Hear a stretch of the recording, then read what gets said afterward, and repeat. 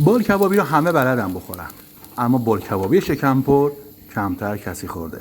تا آخر ویدیو همراه من باش تا این بال کبابی خوشمزه رو با هم درست کنیم. ابتدا چربی‌های اضافی بال رو بگیرید، با نوک چاقو مابین دو تا استخوان بالشی شکاف بندازید. حالا با انگشت به همین شکل یه حفره ایجاد کنید. خیلی راحت این حفره ایجاد میشه، به همین راحتی. آره خودش. حالا با دقت و حوصله همه بالها رو به همین شکل از وسط یه چاک بندازید و با انگشت حفره درست کنید.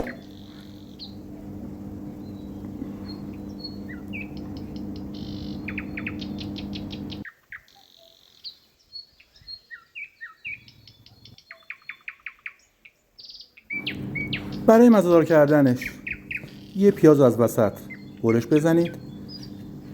حالا خلالای نازک خوردش کنید.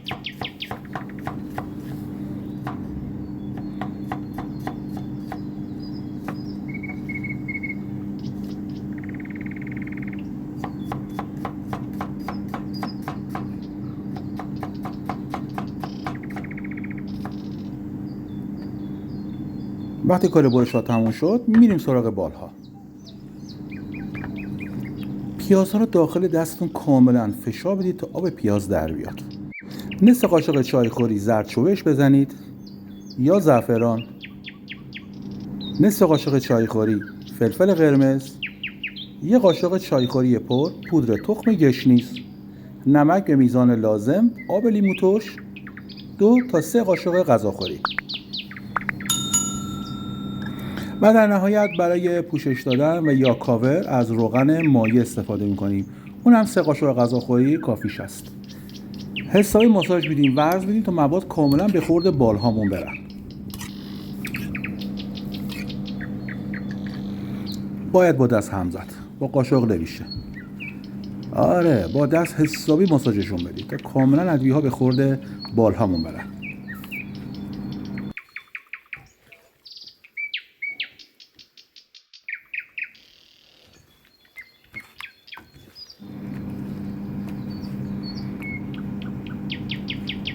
حالا روش رو با سلفون یا مشنبو بکشید و 2 ساعت داخل یخچال بهش استراحت بدید. برای سیخگیری کاملا تمیزش کنید، هیچ پیازی روی بالمون نمونه. یه بار دیگه با انگشت اون حفره رو باز میکنیم و مایه گوشت کوبیده چرخ کرده به همراه پیاز آب گرفته شده، نمک و فلفل که با هم مخلوط کردیم و میذاریم داخل اون حفره که ایجاد کردیم. این گوشتی که میذارم داخلش دقیقاً همون مایه کوبیده هستش. یا طعم بی‌نظیر میده.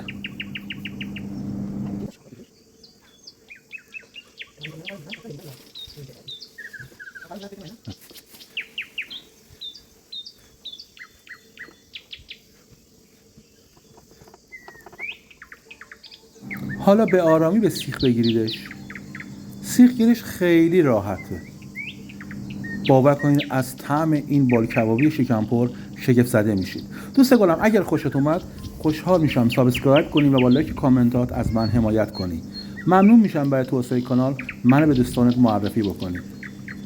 راستی به هم بگو از کدوم کشور منو میبینی. بیایید با هم بیشتر آشنا بشیم.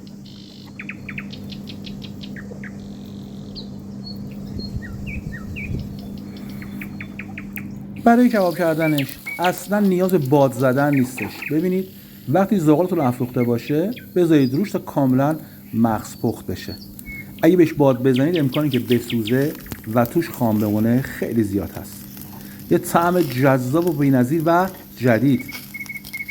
دوست گلم من پرویز هستم.